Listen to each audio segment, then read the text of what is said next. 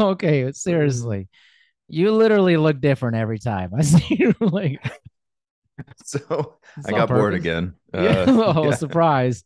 Like, Yeah. You know, I don't know. I took like 2 inches off the top again, I see. and yeah, but it took everybody a moment, like, but it was really funny because my kids said that their first reaction was, "Dad, you look older." Oh, And I was like, "Older? What do you mean wow. older?" And they said, "Well, maybe it's just because like your hair looks kind of normal Oh, and it okay. just makes you look normal, like a guy who's your age." And I was like, "Ruh-roh." Oh, wow. You just Yeah, aged because of that. yeah.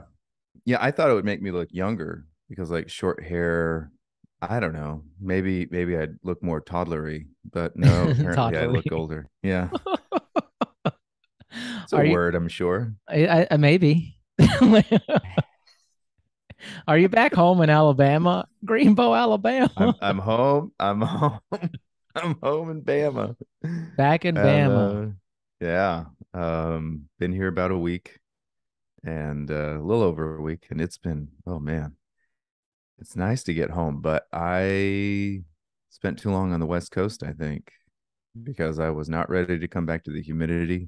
I was not ready to come back to a 2 hour time difference. Believe it or Yeah. not, I'm still like jet lagged or something. Wow. Wow. I'm still not sleeping well. I'm still not, I never sleep well really, but it's Really? worse than normal. Yeah, yeah, I'm not a sleeper. I'm not, Oh, whatever it is. I actually just started trying the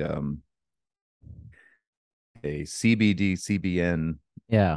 gummy to try and help Yeah. me, fall asleep at night and Yeah. not too successful yet. It's not successful. No. You're still out there getting baguettes late at night. So Yeah. I brought it back from a long time ago. That's Yeah, right. you brought it back.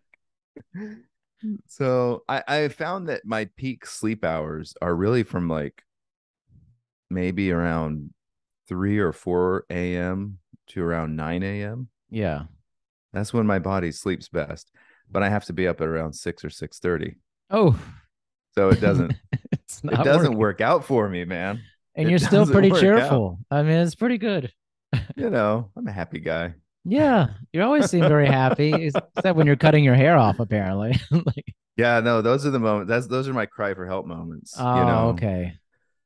Now I'm we in get it. I'm staring into the mirror and there's like a single tear going down my cheek Oh, as I man. cut, the hair and I'm singing Everybody Hurts. I feel like your life is just art. Like it's just constant art. Like you're your own canvas all the time. Yeah, that's how we should all feel, I I think. I know. think, that's why I don't have any piercings or tattoos because that would be like this permanent thing. You know what I mean? And I want to remain a blank canvas. I Wow. really do. I really do. Wow. So I don't wear, I mean, I have a couple of shirts that are just random clearance rack shirts that have actual print on Yeah. them. But most of my wardrobe is plain un unprinted, t-shirts Yeah. and jeans and stuff. Like I just don't want to have to be identified with specific things. You know what I mean? It's funny. We had this conversation before. You're on our last podcast. We talked about standing in the doorway but not going into the room. Right. The moment I like, I feel like the moment I get a piercing or a tattoo, then I've gone into some room and I've said, this is who I am, you know. But what I should do though is do something that's so opposite me, Right. like the knife with a snake coiled around it tattoo on Yeah. my forearm, Yeah. something like that. Yeah. You know, It's like just like me, that's have a not huge me at tattoo on your all. See, but that yours is cool, and I feel It like it is is cool. so you. It It is is so me. you. It's a emblems of ancient wisdom, right? Yes, it is. That's right. Yes. So it's like that's you, It man. is That's me. it's like seeking wisdom. So that's perfect for you. That's perfect Yeah. for you. For me, it'd be like, I don't know, Smurfette. I, Well, you're deeper than this, Simon. Smurfette eating Like, a cupcake. I don't know. I actually I tried to start a band called the Smurfettes. No. Yeah, I did. I wanted it to be a joke band. I tried several times to start bands that would be kind of jokes. The first one was more successful. It was called Skeletor Mojo. Oh, I love that name. And yeah, people loved it and people loved what we were doing. But what happened was is that I was writing music for it, and I'm not Weird Al, I guess is what I'm trying to Yeah. get at. So I was Okay. writing these big epic songs, and then we were going out and playing them as Skeletor Mojo, and I was like, this isn't working. Like Skeletor Mojo isn't this. So I shelved the name Skeletor Mojo, and that band evolved into what became Subterranean Howl. Ah, And I was like, yes. that is what this band is. You know what I mean? Right. The, It's the origin it's story here. Like, yeah. So anyway, I mean, we're all trying to figure out that identity, right? The movie we're gonna theoretically talk about today, Revenge of the Nerds. yes. If you break it down to its most basic point, what is it about? It's about identity. Yes. It's Yes. about people looking for identity, trying to form identity, sometimes mistakenly trying to identify as something else that they are that we are not, Right. you know, but we want so badly to be part of that identity that we seek after it, even though it would be terrible for us. It's a Yeah. terrible fit, you know. This feels like a conversation I had yesterday, actually. Is I like to do produce like different series in my podcast of a Mm-hmm. series out decoding Yeah, diet culture. And then I'm working on this new series. yeah, It's called really Me great versus series. Me. Thanks. It's called Me versus Me. Nice. And this is a Simon special. I'm telling you, it's like a Simon Well, I was special. like, wait a minute. I was like, wait a minute. It's basically about you, Simon. Okay. It's Yeah. like, well, it's like I mean, inspiration from all places. Yeah. But it's Yeah. basically about like Yeah. the presentation of self and but also the lack of confidence on the other side of self. So it's kind of like, hey, maybe you're this Mm. successful, let's say, musician, but what's the dialogue? Oh, this song may not be that good, actually. Like, like you've done this. You say this, like you'll be like, Okay. I don't know if Yeah. this is good or not. You know, I've got a quote for this. I'm looking at my phone for a reason. I'm not like checking my texts or anything. no, I've got a no, it's all quote for good. this. One second. Oh, maybe I don't. I thought I had it up here. Doggone it. But it's about that essentially of like getting the other side of confidence, Yeah. the doubt that even really successful people have lots of doubts about the things they're doing, but we don't actually show that to the public. We try to put out this thing, and I think Revenge of the Nerds has a lot of that too. It's like the Yeah. jocks, especially, like they think they're so amazing, and they have doubts too. They're just not willing to put that out part out there. You know, Yes. Yes. Yes. I mean, you can't have the nickname Ogre and think that you are really that cool. You know what right, I mean? right, Just be like if somebody started calling me troll. yeah, You know what? You kind of remind me of a troll. It's like, well, what's that gonna do for my self-identity? right. I I totally lost my thing. So there's the Australian art critic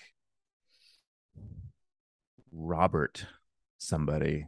Anyway, the point of the quote, and I'm just not going to get it verbatim. I'll just have to simplify it. But anyway, the point of the quote is to say that self doubt, that kind of anxiety, is very particular to a very talented group of people, and that Mm. self confidence is reserved as kind of a what do you want to call it, a consolation prize to the mediocre. Oh, Isn't that a great thought? oh, wow. I mean, and it's also, I think about the things that you are most confident in. Now you have to sit back and think, oh, am I really that great at it? Right. Right. Is that really my best quality? Yeah. Maybe it's my most mediocre quality, and I am Oh, just, and yeah. maybe the things I have the most doubt in, I'm particularly um adept at. Hmm.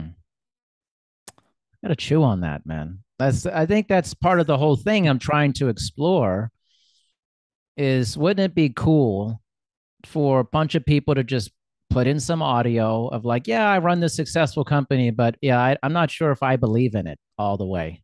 Like just the two Yeah. sides of me versus me. And that seems like what Revenge of the Nerds is a lot about. It's like these two sides. It's like I love the beginning. It's like nerds, and they're like, "What's a nerd?" We're like, "We are." I'm but are you really? Are you really a nerd though? Yeah. Like, is it like people are also putting identification on you, that you may not want? Well, and in that group of nerds, look at the huge variety there. You know what I mean? Yeah. So, I think the main characters who were first introduced to, they are our classic nerds, right? They have a Classic goofy nerds. laugh, they're the glasses, the lame haircuts, all the stuff. But then you get there and you got guys like Booger and Lamar and Poindexter and all these guys who are kind of, just not quite fitting the mold of what we think of as the classic nerd. I Yeah. mean, especially Booger of all I of love all Booger. characters. I mean, he's more of like your almost like 50s greaser slacker. Yeah. We don't Yeah. normally think of that as a nerd, No. but he's a loser. I mean, it's more like this movie should have been called Revenge of the Losers, but they Right. called it Revenge of the Nerds. I actually did a little bit of homework on this movie Okay. because, well, first of all, it's a franchise, and a lot of people forget that It's true. because the other movies They are were so bad. forgettable. Yeah, they're bad, man. Like really To bad. give you an example of how forgettable and bad the other movies are, the original Revenge of the Nerds movie scores a solid 70% on Rotten Tomatoes. Now, I want you to give me your best guess on Revenge of the Nerds 2 Trap or Nerds in Paradise. What does it score on Rotten Tomatoes? Uh 15%. Seven. Oh, 7%.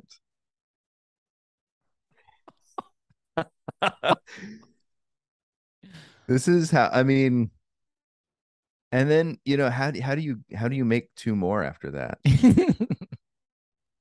And then over the years, there's been talks of reviving the franchise, remaking it and things like that. And I think actually Seth MacFarlane, I think his production company they like have the rights to it or something. Like they oh, want to do it. I hope But not. I mean, why? Why? I just like we're so based on nostalgia and everything. And to an extent, I understand it. Like movies are usually based on something, whether it's a book, a previous movie, whatever. They're always based on something that has already been Yeah. produced. However, it's just like I just feel like, man, aren't we ever going to get tired of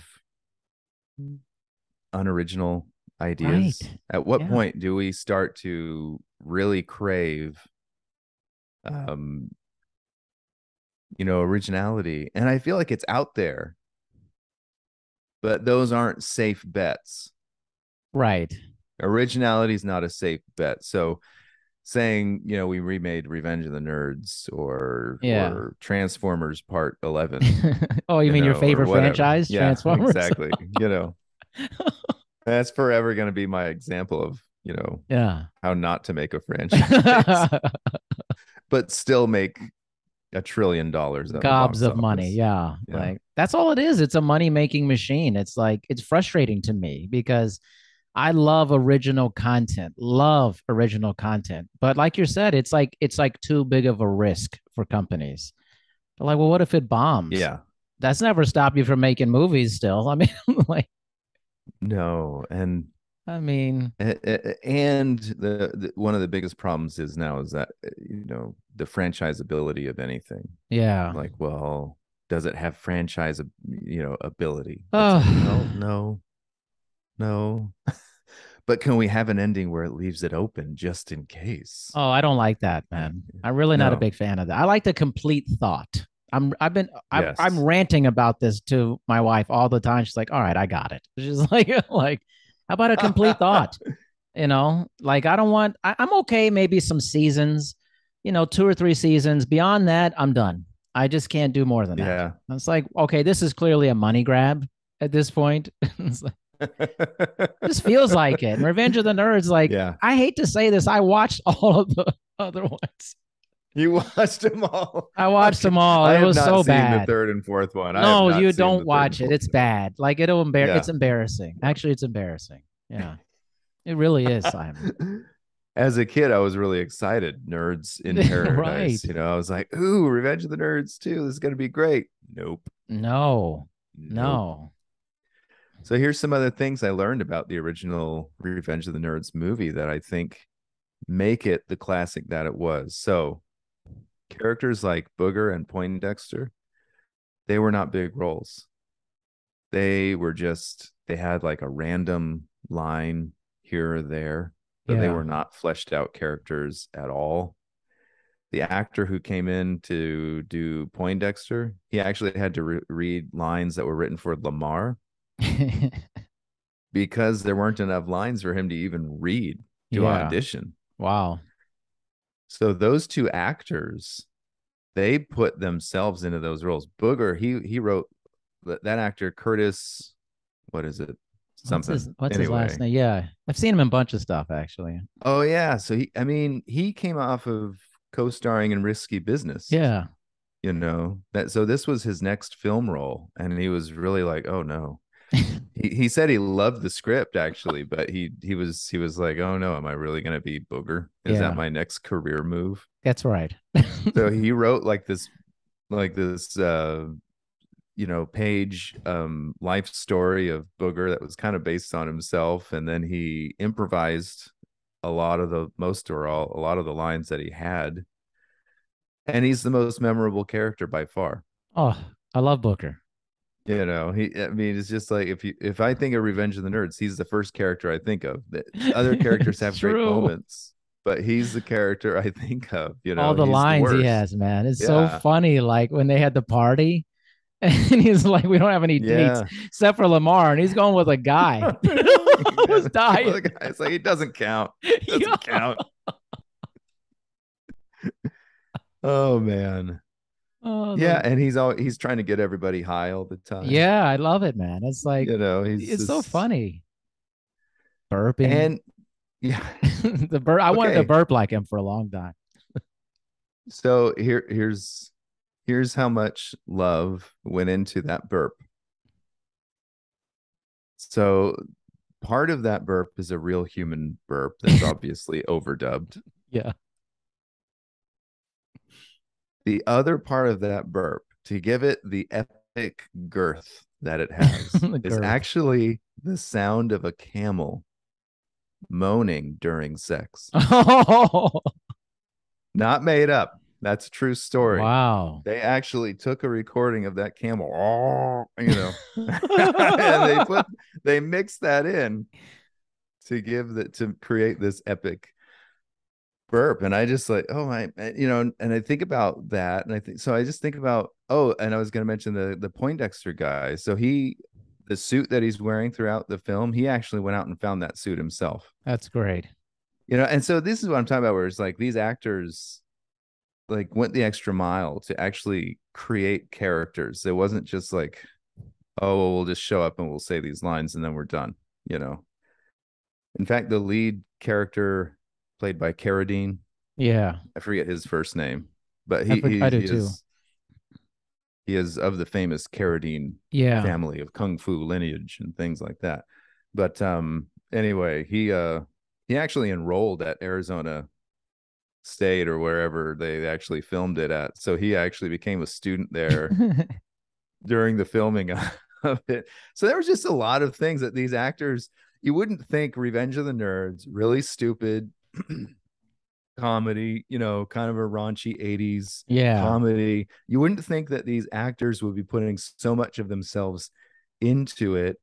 You would think that they're just showing up and they're just, being their goofy selves and having a good time and, whatever. But I was really surprised at the level of dedication that these Yeah. people went into creating characters that are memorable.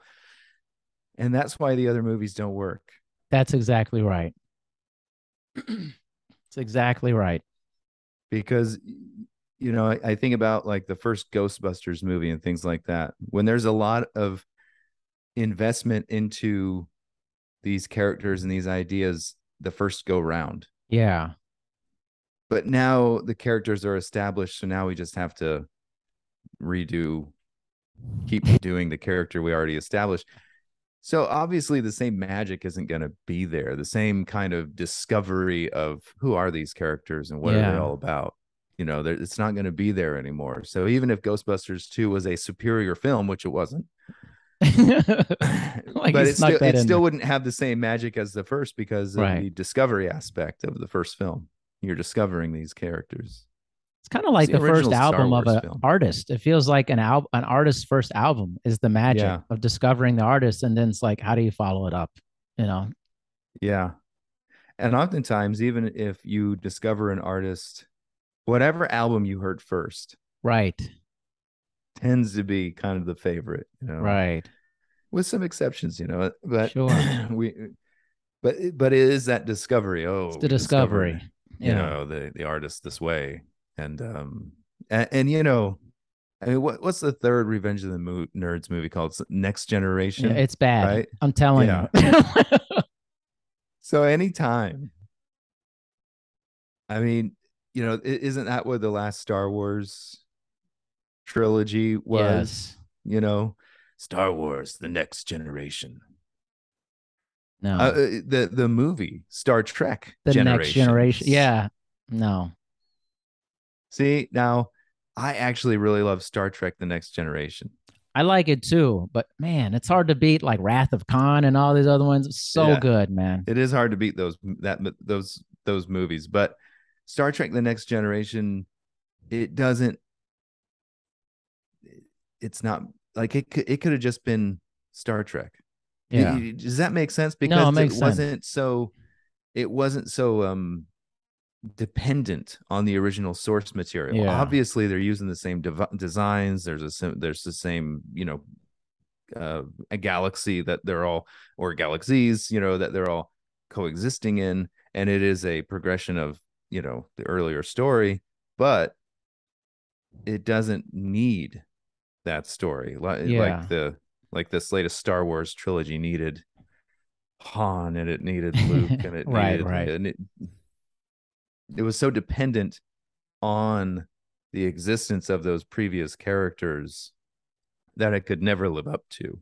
Yeah. Never in 1,000 years could anybody live up to the original Star Wars movie, A New Hope, and the introduction of Luke, Han, and Leia. Right. You just can't live up to that. You just can't. It's true. And to lean on that nostalgia is just such a crutch, and it's so crippling. You've crippled your story. Yes. Immediately from the get-go. You've said, we're just going to limp along on the support of these nostalgic characters. Right. Yeah. And we saw what happened. It was a complete disaster. Complete disaster. As the other Revenge of the Nerds movies were complete and utter disaster. 7% Rotten Tomatoes. I mean, that's real. That's like crazy bad. Like crazy bad. That is crazy bad. I mean, because normally at least a film will be divisive. Yeah. So it will at least get into the teens or the 20s percentile, because there'll be some critics who will see, they'll be like, B for effort. Right. Yeah. This was bad. I'm telling you. Yeah. So bad. And I guess that's what I love about um film, and I love about just any artistic endeavor, is that I would rather see somebody really go for it and fail than to do what, and I'll just use these Star Wars movies because they're really easy examples. Do what those movies did and lean on nostalgia and try to, basically what you're trying to do is make everybody happy, Yes. or at least make the least common denominator happy and succeed. So, it's like we succeeded at making X percentage of Star Wars fans kind of happy Right. because they got to see their old people back. But in doing so, instead of just really going for it and trying to tell, like, advance something and advance a narrative or things like that. And I say that, but we're gonna get on this whole Star Wars I tangent. know, man. But you know how I feel about, I know. the well, and especially about the Last Jedi movie. Yeah. And I find myself contradicting myself, which I don't mind doing, because that director and writer, he wrote and directed it. He tried to do exactly what I'm talking about. He tried to flip the narrative, change the conversation. Unfortunately, in doing so, he had no idea how to do that. And he was doing it once again for the least common denominator. Yeah. Does that make sense? It does. Let me use this example just for everybody to know where I'm coming from. There's like one of the final scenes is this random no-name kid from one of the planets that they had visited, and he's like a slave kid or something, who knows, but he uses the Force to pick up a broom, Right. and he's supposed to be the symbol that anybody can use the Force, anybody can be special or anything like that. Nice thought. Unfortunately, that kid has been reduced to a symbol. Right. He's not a character. We don't care about that kid. Right. We'll never see that kid again. So when you reduce people to symbols instead of being fleshed out, awesome characters, then you're not telling a story anymore. You're creating a flag or something. Yeah. And so but once again, going back, I mean, this sounds so silly because we're talking about Revenge of the freaking nerds. I know. But think about the core characters in Revenge of the Nerds and how memorable they all are, because they feel like fleshed out real people that you can actually love. Yes. I know. It's funny, Takashi and everybody. It's like it's so funny. Like you get it, like even Lamar, who I feel like you don't get a ton of.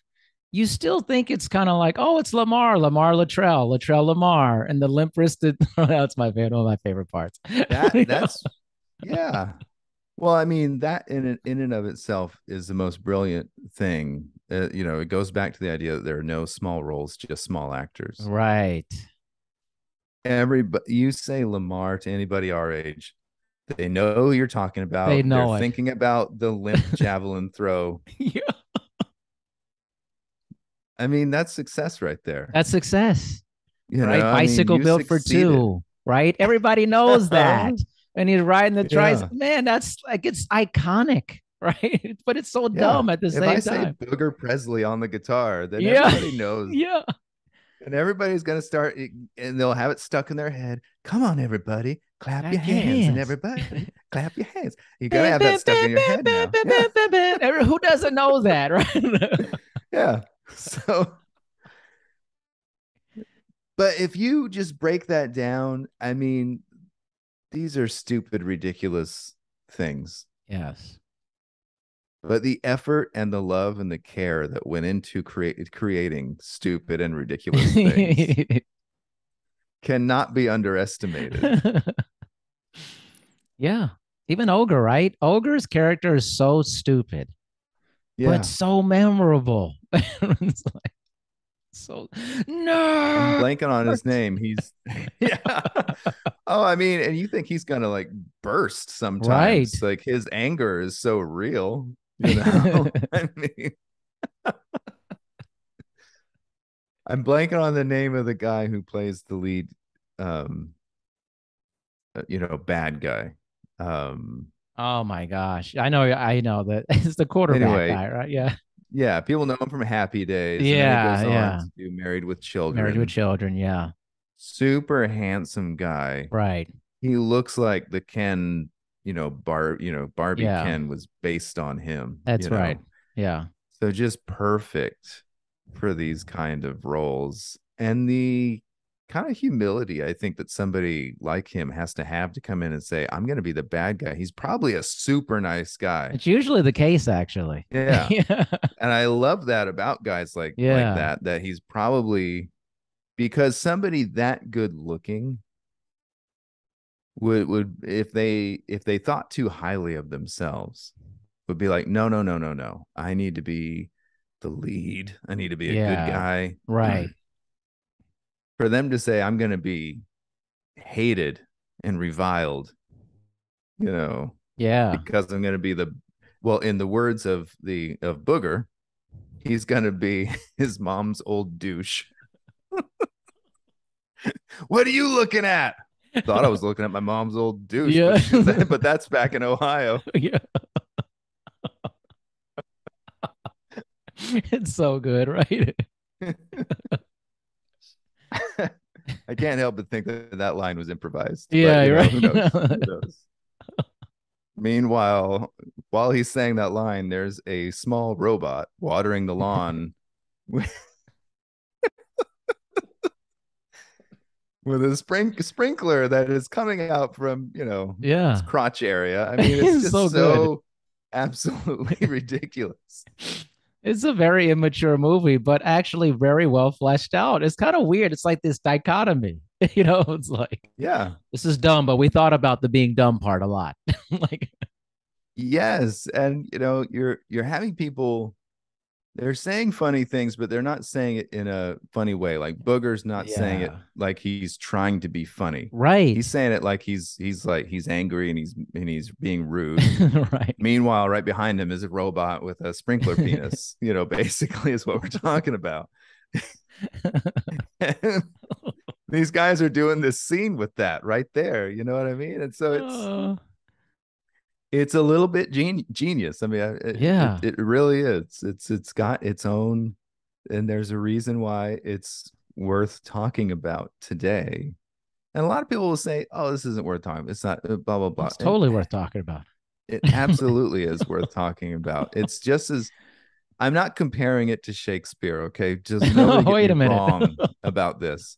But Shakespeare used a lot of lowbrow humor, but he Right. used it in a very ingenious way. He used it so well that modern audiences often don't even understand what he's talking about. And they don't understand that, Romeo and Juliet. I mean, whenever Yeah. I hear about my kid, my kids, two of my kids, in seventh and eighth grade, or sixth and eighth grade, they are both studying Romeo and Juliet in their theater classes. And I'm just like, man, I wonder if I should tell them what all those jokes really mean Right. in Romeo and Juliet, because it's not really appropriate for this Right. age group. And if you were to hear children talking this way in the halls, you'd give them like detention or something, Yeah. Yeah. so anyway, but that's what but what I'm trying to get at is that there can be a genius to lowbrow humor. Yeah. And For Revenge of sure. the Nerds, not every joke lands great. Not everything is perfect in this movie, but I'm saying there to so many scenes like the one we were just talking about, there's a particular genius to the lowbrow humor that's going Yes. on that makes the movie a classic of this genre of college lowbrow comedy, I mean, just so many stupid things in the Olympic games, So great. stuff. I mean, it's so good. Booger is So gonna great. arm wrestle a girl. Yeah. Apparently, has no confidence that he can beat said girl. No. So he quickly picks his nose Yeah. with the hand that he's gonna arm wrestle her with to gross her out and distract her while he wins the arm wrestling contest. I mean, here's the other thing about that scene. I think that if it was filmed today, it would put like they would find a way to really exaggerate it Yeah. to where like you might even see the booger Yeah. or Yeah. something, you know what I mean? Or it would take it to a next level. But in Revenge of the Nerds, if you're not watching closely, you actually might miss it, You'll miss it. Exactly. because it's not like, I don't know. So that's what I mean, where it's just like he's kind of doing this little thing with his Yeah. fingers. He's like twiddling his fingers. He's kind of Cracks like, me up, man. maybe arm wrestling is going to start. Maybe it's not. Blah blah blah. Quickly shoves his finger up his nose, brings it back out. You might miss it. You might miss it. And there's a lot of themes like about like brute strength versus intelligence, and cleverness related to that. It's just, I actually wonder how the original movie would play in today's society if it came out today. And would some people be outraged by certain scenes? Because, there's like, they're just spying on girls and stuff. And that's a great It's scene, not though, man. PC. This You is know? not, yeah. And the the the temptation to woke, mature Yeah. men like you and I would to Very be to mature. try and justify this scene in some way and to say, oh, it's a commentary on this or that or whatever. It's like, no, no, no, it's not. This is, if anything, it's just the reality. It's Exactly. just the reality of dudes in college. And it's Exactly. an unfortunate It reality, just is but what it it's not is. commentary. It's not, If it was no, commentary, it wouldn't have been funny. that's right. That's so exactly right. They broke The in reason, there. yeah, the reason Bill Maher isn't funny to a lot of people is that it's too much commentary, Right. Right. right? Like Bill Maher is a genuinely funny I think so too. individual. But because all of his jokes are commentary on something political, Right. he's divisive and a lot of people don't like him. It's like, well, if you took away political bias out of the equation, then most everybody would think Bill Maher is Yeah. at least sometimes really funny. Yes. Yes. But because it's all commentary all the time, now it's like, well, don't go to Revenge of the Nerds looking for commentary. No. Okay, this is not commentary. This is not, it's. I think they tried to bill it as the Rocky of the college comedy. It's like because it's all about the underdog. Right. But even if you're looking for that kind of messaging, then it's like you're looking for too much. Yeah. Don't ask for so much out of this movie. Just Yeah. ask to go in there and laugh. That's And all. laugh. That's it. That's You it. know, That's where it stops. Like when you that's I'll give you a good exactly where it example. stops. Like Revenge of the Nerds is just hilarious to me. Fast forward to, I highly recommend everybody listen. Do not watch the movie Me Time with Kevin Hart and Mark Wahlberg. It is one of the worst comedies Oh, I've ever seen in my life. It's horrible. I saw the little picture for that on Netflix, and I already Horrible. knew. I was like, no, that's not happening. Listen, I made the mistake of watching this when I was really high, man. Last week. And I was watching with my wife. There's all honesty here on this show, baby. And I'm watching this and I'm just like, I'm like baked, man. And I'm just like, this is bad. And I'm in this state of being. you're, And my wife turns to me, she you're goes, like no amount of weed. yeah. My wife goes, it doesn't matter how baked you are right now. It's a bad movie. It's just bad. Yeah. Like, but the thing is, they're like going for the laugh. Like it's overtly going for so stupid laughs that it's just not funny. Yeah. Whereas in Revenge of the No, Nerds, it's it not. doesn't even feel like they're trying to be funny.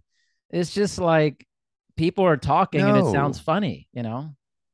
I mean, in that sense, I actually still compare it to the original Ghostbusters movie. That's what I'm saying. Yes. I think if you were just to read the script, you'd be Right. like, well, where are the jokes? Where are the You know what I jokes? mean? Yeah. The jokes are kind of there, but it's not about what's being said. It's about who's saying it and how they're saying it. Yeah. And they're not, like you said, they're not going for the laugh. They're actually, the original Ghostbusters is actually telling a great story Yeah. about real characters that you can actually kind of relate to, no matter how kind of weird and quirky they are. Yeah. But I mean, they're just, I don't know how else to explain it. I mean, Bill Murray is the quintessential, in that movie. It's like, yeah, he's got some sarcastic Sure. lines that are funny and things like that, but he's really just a loser. Really, that's exactly a good example. He goes into Dana's apartment. She's like, "You gonna check the fridge?" And he goes, "All right, I'll check the fridge." And he opens it up. He's like, and he goes, "I can't believe you eat this stuff. Like, what is Yeah. this?" Like, it is like very nonchalantly delivered. It's hilarious. Yeah. And I just like he's not Exactly. trying. I don't like when people are trying too hard to be funny, you know? Yeah. And yeah, I mean, I guess it's that easygoingness about his Easygoingness. character Right. that he isn't. The easiest comparison would be to the Ghostbusters starring all the girls, Yeah. where they're trying so hard to be They're trying funny, too hard. where each of those women are comedy geniuses. Right. But the movie, the direction, I don't know where it went wrong, but they were trying so hard to be funny Yeah. that it's not funny at all. No. Zero funny. Zero. And I think about Melissa McCarthy doing that scene, like being Bill Murray going into Dana's Right. apartment, Right. and how much more manic it would feel. You know what I mean? Like Yeah. I'm thinking specifically of when he does the little thing on the piano. Yeah. Drives him And he's a, crazy. yeah, drive him crazy. I think about how much more energy somebody like Melissa McCarthy would have put into that, Yeah. and would have been like really maybe like over the top serious about it, or any Hmm. any number of things to try and make it more funny. Yeah. Not funny. Not What's funny. funny is that this guy is a complete loser. He's a complete schlub. He's a con man, but he's not even good at that. Right. So he doesn't even care enough to be a good con man. That's the whole Right. thing. Right. you know Eh, maybe that's where it is, like when you feel like these characters care too much. Yeah. I don't know, it's a weird thing. That's why they call it lightning in a bottle, things like Yes. that, because it is so difficult to define and take apart and try to figure out why that worked and why this other thing didn't work, Yeah. because it's not like the guys who in the original Ghostbusters were trying any less hard Right. to make a fun comedy. They just went about it in a completely different methodology. Yeah. They tried in different ways. And I guess it was just, But is it maybe maybe it's like subtlety. maybe it's subtlety and maybe is it awareness of your place in the pantheon of the movie of the series, or like, okay, let's say Melissa McCarthy and all, is like they're already pretty aware of themselves as who they are. So they bring this heightened version of themselves to the role. Like everybody knows me from like Bridesmaids and stuff. Yeah. And like, Yeah. and I'm not saying like, sure, Bill Murray and stuff been around in other stuff, but it's almost like they were unaware of their celebrity or their Mm. something like Harold Ramis is, I collect spores, mold, and fungus. Like that doesn't seem funny. It's hilarious, actually. Like It's so it's hilarious so funny, and the way he delivers it because the is way he like says it is so dead. I collect spores, mold. I don't even think he's human. Like it's just like He feels so dead inside he's when he just like says dead it. inside. You know, there's some. He's Yeah. just like nothing there. You know, it's like Dan Aykroyd's character is like there's a lot of psychic turbulence. Like who says that? You know, it's like Yeah. And he has this childlike excitement for yes, everything. yes. And so these three characters are so different. And then you bring in what's his name? Winston, man. Yeah, Winston, yeah. yeah, who's awesome, and he's just the everyday man. He's the You everyday know, guy. he said it's so funny because like he doesn't even really seem to care that he's a Ghostbuster. He's just like, I just want a job. Just wants a paycheck. Exactly. The job is Exactly. irrelevant.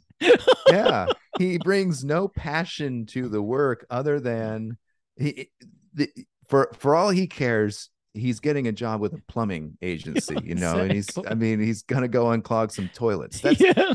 He brings the same level of blue collar Yeah. work ethic to it. So these guys are just this perfect, and there's no one-upmanship.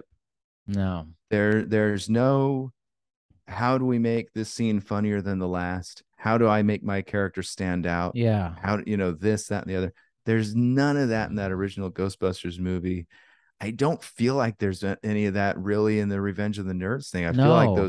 those guys wanted their characters to be more fleshed out, but it Yeah. wasn't at the expense of somebody else's character. No. No. You think of the relationship between Booger and Takashi. Am I So saying that good. right? Yeah. So So good. great. Oh, yeah, you got too many kings there. That's the problem. Here, let's take away these 3 kings, and here, we'll give you 3 fresh cards. There you go. Oh, thank you. Thank you.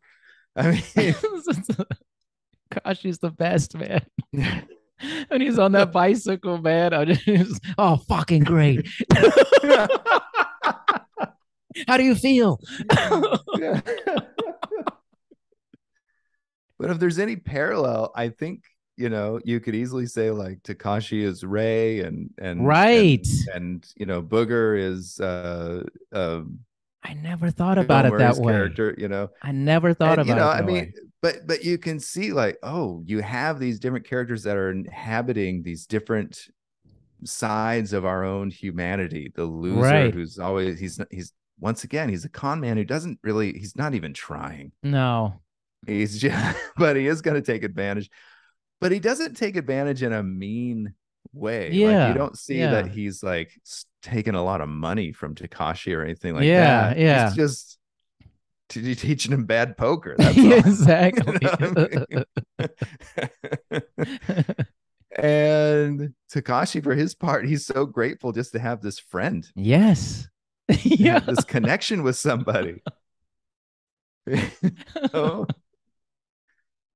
So, I mean, there's so many great things, and I would have never before this conversation put Revenge of the Nerds even in the same league as the original Ghostbusters movie. It's kind of crazy, right? Yeah, but I can see a lot of parallels now. How, Yeah. the reason one of these movies works is also the reason the other movie worked, and they're Right. not, even down to Ray. Remember that weird, so there's a standout scene for me, and this scene always stood out ever since my childhood, where the beautiful Phantasm visits Ray in Oh, bed, it's great. Yeah. This and he makes unbuckles that his pants. face, and that ends the scene. Oh, throughout my entire life of thinking about this movie, I've always wondered about the inclusion of that scene Yeah. that has nothing to do with anything. No. It doesn't try to connect that there are sometimes good, well-intentioned ghosts that maybe they don't have to bust, Yeah. or, Right. I mean, what is this Phantasm doing? Was it a dream? Was it, this? Was it that? So many unanswered questions from It's this great. one scene with Ray. But in the end, it like doesn't matter because it was just funny. And I feel like that. So a lot of special effects have to go into that scene. Right. Right. You know what I mean? And so I'm just those are the other kinds of things where it's like, but that scene doesn't move the plot along, at all. Why is this scene in the movie? Why did so much work go into this scene? Do you hear where I'm coming from? Well, it's because busting makes them feel good. Okay. That's it. It just works with the song. That's all that matters. I made it simple. Okay. I don't think the song was there yet. I don't know. Maybe when they went to finish the film. I have no idea, but it is so funny. It's one of my favorite scenes, actually. I literally watched Ghostbusters like 3 days ago. I mean, I probably watched it close to 100 times. I'm not joking. It's just so good. So good. It's so good. Even think about it, all the other side characters. Again, with Revenge of the Nerds is this too, but it's kind of like the EPA guy, right? He plays a prick so well in every movie he's in. He's amazing. Rick Moranis, right? He's the clingy Rick neighbor, Moranis. right? Who would have thought Rick Moranis would be a huge movie star? Right. He was great in that movie. He was in Yeah, fantastic. he's so good. And he has this completely unassuming but fantastic career. Yeah. From everything from Yes. Ghostbusters to Honey I Honey, Shrunk I the Shrunk the Kids, Kids. Oh and yeah. I mean, and just My Blue Heaven, where Hmm. he doesn't play, he actually plays a straight FBI guy. Right. Right. He's not funny. He's he's the so anyway, I mean, he has this amazing career, and it takes off because of Ghostbusters. And what is he? I mean, Ghostbusters he's so funny. Oh my It's so goodness. good, man. The party he throws just for tax Oh purposes. I don't know why yes. I thought that was so funny. So funny. And that's what I kind of mean by I don't think there's any one-upmanship, because Right. you could easily say that the core four Ghostbusters don't want to be one-upped by this side character, Right. but they just seem to want to be one-upped by him. They seem to want him to be the funniest part of the movie Yeah. because he is so funny. It's so hilarious, man. Everything he says is so funny. But then when he's being chased by the demon dog, and he has that scene where it's like a straight up kind of horror scene Yeah. where he like slides down the glass, and that the On demon a dog milk has got to bone. him. Yeah. Once again, it's such a great scene. Everybody stops eating dinner, the music stops, and immediately after he kind of disappears, the music starts back up, everybody goes back to Totally dinner. New York, man. It's a Yeah. commentary on New York. That's what it was. Nobody cares that much. But that is like, I feel like once again, if that scene was done today, they would have broken the glass to go into the Oh, restaurant. There would have been pandemonium. There over would the have been top. everybody, all this stuff going on. And instead, it's, I don't know. There's just like, it's It's subtle. hard It's to, assumed. You don't see him getting yeah, transformed, and it's just you assume something happens. it's difficult to um, over exaggerate or overstate Yeah. how many good decisions were made in the original Ghostbusters Yeah. film. And the same thing, for better or for worse, can be said for the original Revenge of the Nerds movie, where it's Completely. like, man, they just seem to, for a movie that is so stupid and is Yeah. so nothing, you know what I mean? It's so nothing. For a movie that is so nothing, they just made all the right All the decisions. right decisions. And every scene almost, it was like, wow, this makes so much sense. And it's so silly, but I love it. Like, Yeah. Yeah. the Lambda moves. I mean, that was hilarious to me, man. Like, you're laughing. I'm telling you, how funny was that? Yes. Lambda, lambda, lambda. I mean, come on, they get the brothers, man. They got that was the best too. It was like, wow, this is amazing. Yeah. I mean, John Goodman, how great was John Goodman in that John movie? Goodman, I actually had Great forgotten was John he? Goodman was in it. Yeah, how great Isn't is he that in that funny? movie? That is also, to speak to the level of talent that goes into a movie that way. Now, most of these guys are not household names, but you Right. you don't know, you kind of forget the careers that these guys eventually, Yeah, a lot of these guys have, you know. Even Ogre, he shows up in all kinds of yeah, things, of course, And John Goodman, of course, goes on to be one of America's greatest acting of treasures, course. Anthony Edwards. I mean, Yeah. I mean, seriously. so many of these guys, and a lot of these guys, like the guy who plays Takashi, I think, he goes on to have more of I think, a voice acting career. Yeah, So you don't see him as much. right. But these guys, but in so many of the movies that you've seen, you hear their voices, you just don't know that it's them, Yeah, and things like that. And the guy Curtis, and I'm still blanking on his last name, the guy who plays Booger, yeah. he actually has a really prestigious acting He career. does. He's done a lot of really good stuff. I mean, in film and television, he's Yeah. done a ton of really good stuff. He's a legit actor, but you just watch him in this movie and you're not going to imagine that this guy is a Booger. real deal Right. actor, perhaps, but the argument against that is to say a lesser actor wouldn't have made such a memorable Right. character. I mean, Booger would have been a completely unmemorable character in the hands of a lesser actor, True. somebody Yeah. who didn't have the ambition to be a great actor. A greasy You know what I loser. mean? Yeah. And I just think about a lot of films that, maybe they weren't the best movies, but they, I think of the oh my gosh, I'm just totally The Outsiders, Oh based on yeah. the book. Yes. I mean, if you're just talking about a really great movie, it's not a really great movie. No. No. But you look at the level of talent that's Tons in of that talent in that movie, movie, man. and that's what makes the movie work, is because, all right, maybe, it's not the best adaptation of the book. Maybe it's not this, maybe it's not that. But the passion that the actors, these young actors who are hungry to Yeah. be actors, hungry to have a long career, and Yes. most of them do. Yes.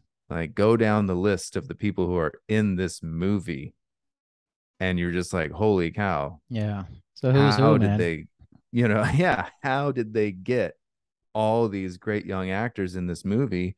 Most of them playing pretty small roles, Yeah. not too many lines, but memorable. Each and every one of them memorable. You feel like you know them. Yeah. You feel like, you have a sense of who they are from the get-go. I still think Emilio Estevez in that movie is like the coolest guy. Right. He's like the Yeah. guy I would always want to hang out with. It's like I want to hang out with Emilio Estevez Right. from that movie all the time, All the time. you know? Yeah. And Patrick Swayze was always my boy crush. I love So Love Swayze, man. I mean, who yeah. doesn't love Roadhouse, man? Come on. Like that's like my wife's favorite movie. I swear, just like Yeah. Patrick Swayze and Roadhouse. I'm like, I know it's a good movie. I'm like, Yeah. Yeah. Yeah. It's a little there's a lot of movies from that era that suffered from, I would say, just not the best fight choreography. sure. Yeah. And Yeah. Roadhouse definitely suffers from that, I agree. I but agree. it's still a great It's movie. still a And great movie, man. Swayze makes it great. Swayze makes everything magic, man. Tu Yeah. Wong Fu. I mean, Dirty Dancing. I mean, he just made a lot of hits to me, man. It was just like, My wow. my wife hadn't seen Tu Wong Fu until, I don't know. We sat down and watched it together, I don't know, a year or two ago. Yeah. It's such a fun movie, and it's Yeah, so man. great to watch Swayze and Snipes, John at the height. Leguizamo. Yeah. Yeah, but those two particularly, kind of at the height of their action Yeah. film career, to go completely against type. What a weird turn, right? I was like, Yeah, and wow, it's so different. so many actors have tried to do that very unsuccessfully. Arnold Schwarzenegger blazed the trail Yeah, with for movies like sure. Kindergarten Cop, which is another movie we I should just really talk watched that about. literally like a week ago. Okay, we Unbelievable. should talk about that I movie, think that because might be I showed next, my man. kids that during COVID, because I was just like, listen, it's a comedy about a cop who teaches a kindergarten class. But if you think you know what the movie is going to be like, then you Right. don't understand the kinds of movies that I grew up with, because there's going to be a lot of swearing. Yeah. There's going to be blood. There's going to be, you know what I mean? There's going Yeah. to be intense moments of action where, there's going to be old ladies with guns getting hit with baseball bats. You know what I'm saying? It's Yeah. like there's going to be some stuff that goes down, Oh yeah. and you'd think they'd hold back on a movie that's being, you know, like a family comedy. Yeah. But it's like, no, there's some Mm. intense stuff in there, man. Yes. And it's like there's some brutal stuff There are in some brutal there. stuff in there. It's great. That's why that works. And Vin Diesel's The Pacifier is a complete and utter cinematic failure. I actually haven't seen that whole movie. I watched the first 2 minutes and I turned it off. I was like, holy Simon. cow. I don't think I've ever seen something this bad. But that's worth its own hour conversation right there, man. Yeah, I it might is. actually have to watch The Pacifier in its entirety It's so I bad. can actually bring that discussion to the table in a more complex way, because all I can tell you right now is that most action guys that try to do comedy are bad at it. Right. They're just bad at it, and and, and I don't even know if they're bad at it or if just the screenwriters and the directors are bad at it. It's so hard to say. I It's really hard, don't but know. Arnold really brought it, man. He actually in that movie, there's so much tenderness to Arnold too, and there's the So typical much. puns. There's the toughness. He like brings a lot of different aspects to him, to the character, which is Oh great. yeah, and there's so many moments where he turns around the toxic masculinity. I mean, Yeah. think of him at the beginning of the movie, and he's Yes. so Arnold, and he's wearing the trench coat. With the glasses, and he He looks he cocks dirty. the shotgun, and he says, "I like my car." Yeah. And I'm Yeah. just gonna take care of it I'll for you, take care baby. for you, baby. Like, yeah.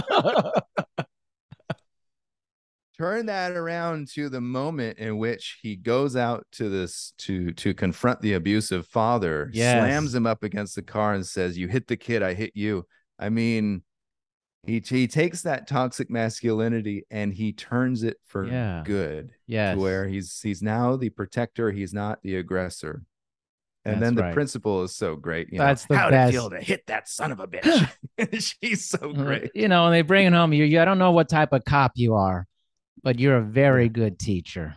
Like there's Yeah. these tender moments that's like, oh, like they, again, another movie, they just got it right. Every scene made sense. And that's why I think like Revenge of the Nerds, I love it so much. Like I can watch that if I'm walking past the TV and that's on, that's what I'm watching, right? I'm Yeah. not doing anything else. Yeah. That's what's happening in our house. I'm like, oh, this is great. Let's and there's something about the magic of a movie that forces you to stop what you're doing and go, oh, I gotta watch this. Hold on. I gotta watch this. Versus a movie that you actually try to forget. Yeah, yeah. Like that Yeah. Kevin Hart movie you just It's mentioned. so bad. I'm telling you, it's one of the worst movies I've ever seen in my life. Or that's so easily forgotten. There's a Kevin Hart movie with Dwayne Johnson Ugh. that I mean, I while I was watching it, I actually wasn't having a bad time. I'm gonna admit to you that I was Yeah. like, you know what, this isn't so bad. Yeah. I couldn't quote a single line from that movie. Of course you You know what could. I'm saying? Yeah. It's like there's nothing memorable to it. Yeah, in Yeah. the moment, I wasn't hating it, but there's nothing about it that I loved enough to remember. Yeah. That's And that's also the bad. difference between something like a Kindergarten Cop, where it's just Right. like, or a Revenge of the Nerds, where you Right. remember all these lines and you remember who said them and how they said them. You remember all the context. You remember everything. And I mean, honestly, I hadn't watched Revenge of the Nerds since the 80s, maybe a year or two Really? after it came out. I hadn't watched it since then. Wow. I remembered so much in the rewatching of it. I was like, no, I remember all this, and it's so Yeah. good. And so that is once again, it's like, man, these key ingredients where like Arnold in Kindergarten Cop, he does, and we should save this. I guess we should Yeah, shelve man. this It's such a conversation. great But I mean, movie. you talk about memorable lines. But I actually watched Arnold Schwarzenegger get interviewed, and they asked him, do you know, are you waiting for that moment in the script where you get to say that line?" And he said, we never know which line is really going to stick. Right. You just never know which line is going to take off. You know, I mean, and I think he didn't say this, but I think what I got out of that communication is that you deliver every line like that's the line, Right.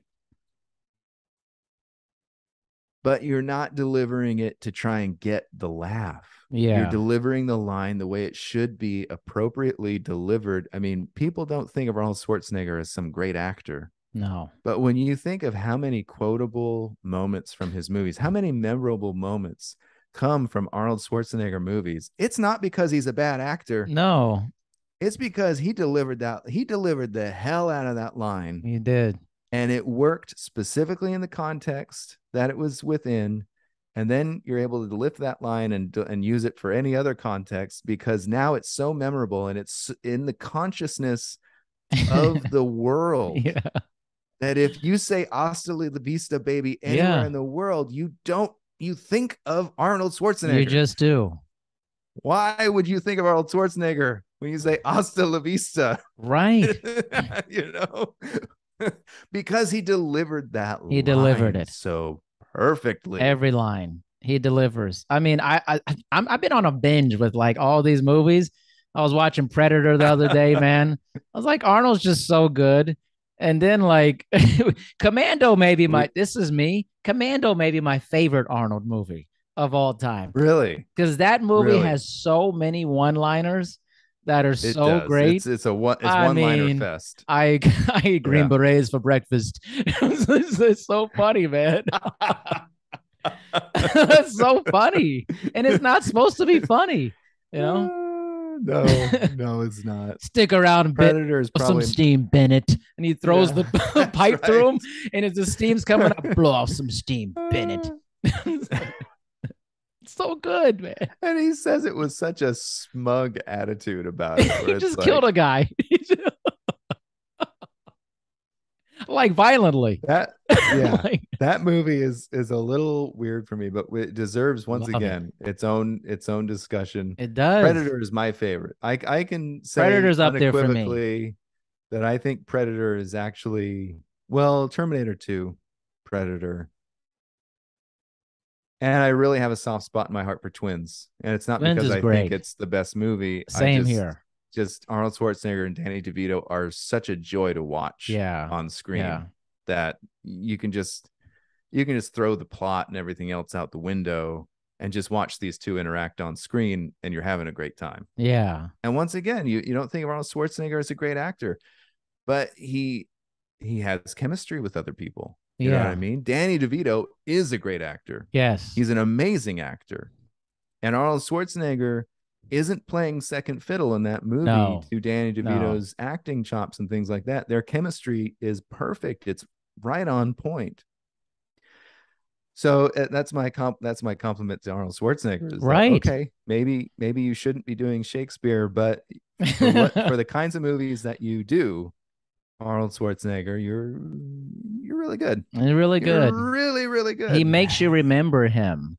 And that's a Yeah. great movie to me. When I was growing up, all I did was quote movie lines. I just loved to like throw in movie Yeah. quotes in different conversations because it would make people laugh because they knew it. They're like, "Oh, that's funny." Yeah, You know, exactly. it's like 48 Hours and stuff and Beverly Hills. It's like amazing. So much fun. And the adventure part is what I love too. Yeah. All the adventure and the excitement and the lack of CGI, which was great. Real cars falling, blowing up and stuff. I just love that the realism behind it. I think that's where Revenge of the Nerds I love too. Is like everybody's at some point feels like an outcast, you know, like, and they like really made that something. It's like, hey, just because you feel like you're not part of the in crowd, you can still be cool in your own way. Yeah. That's a great message, you know? It is a great, and once again, it goes back to that idea of identity. Instead of trying to appropriate somebody else's identity to try and fit in with that in crowd, realizing what's so great about your own identity. Yes. And augmenting that and finding confidence within your own personal identity will make you cool. You don't have to appropriate somebody else's stuff. That's right. That's right. The lady, are all nerds like this? like,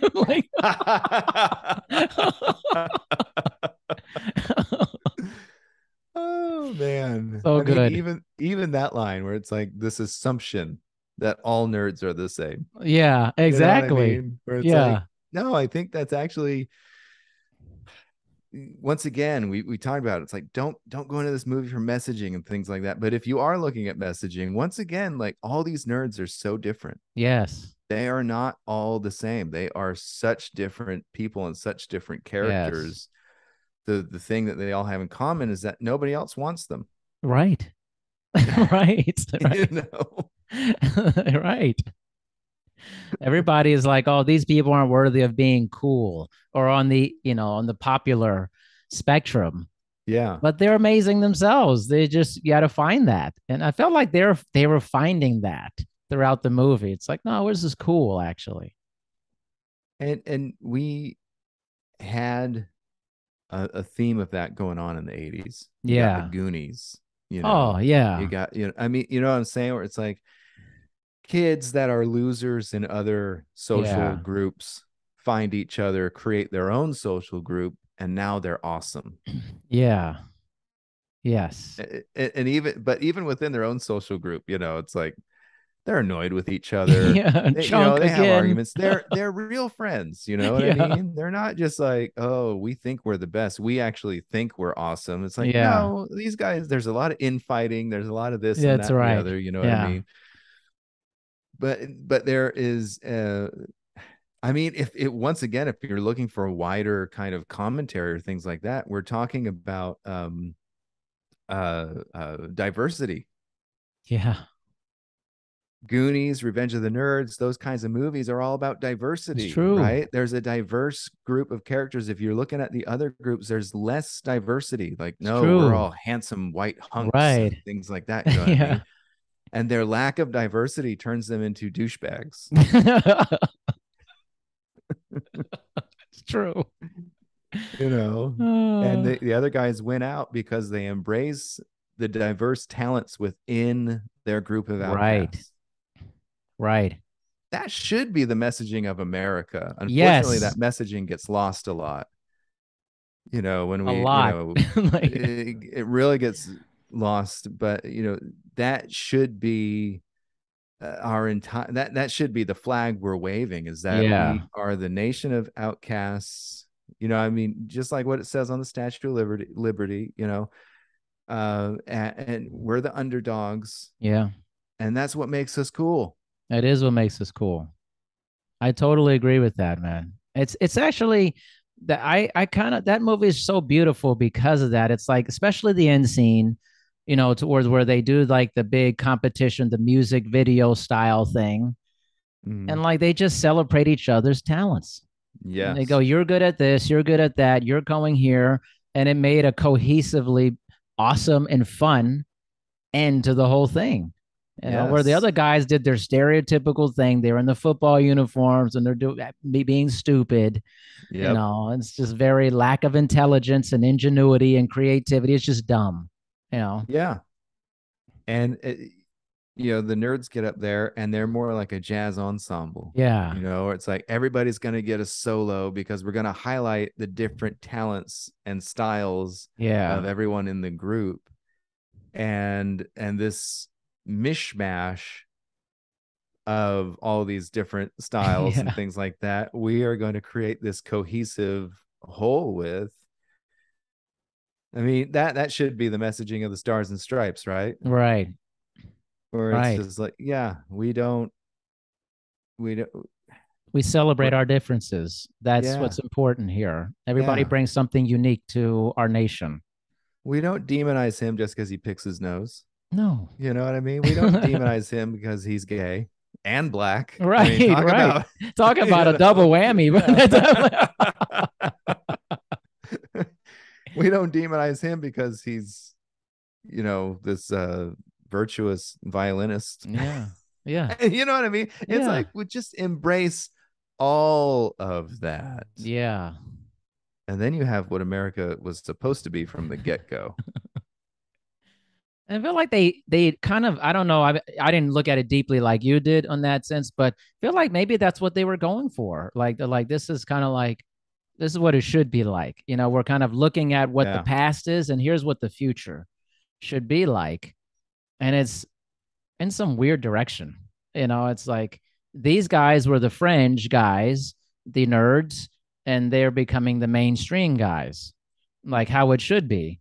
Whereas it Yeah. feels like now, like the crazy nutty French people are trying to be mainstream, and it will be no good. It will be no good for people. Like it's Yeah. not the direction for people. That's interesting, right? But what happens is, a lot of the fringe groups we have today, they're not diverse. Right. They're very That monoculture based, or exactly. So when you monoethnicity. exactly. So when you become a fringe group with a complete lack of diversity, that's when you've gone Yeah, wrong. that's right. It's a good point. So I mean, we sat there and said, "Don't go to this movie looking for There's a commentary," lot of stuff but there. there's a lot of commentary here, isn't You're there? right, right. There is so much commentary here, and they made sure to include the major groups of Yeah. you know. There's no Latino, I don't think. Latinx. No, Sorry. no, I don't think so. No, no, I don't think so. I don't think so. So, but other than that, I think they tried to represent all kind of the major ethnicities that we Yeah. think of in America. Police Academy does that. They did. That was their Yeah, whole they thing do. too. Another '80s Exactly. movie that's there's some people really don't like that. I always loved Police Academy. I thought it was hilarious. I was like, I mean, I so can stupid. give or take Police Academy So sometimes, stupid. but it's in the same spirit That's what of I these mean. movies Yeah. where, yeah, there's the diverse group of losers who've got That's to exactly right. overcome, Why was and that such a theme in the '80s with movies like, what is that?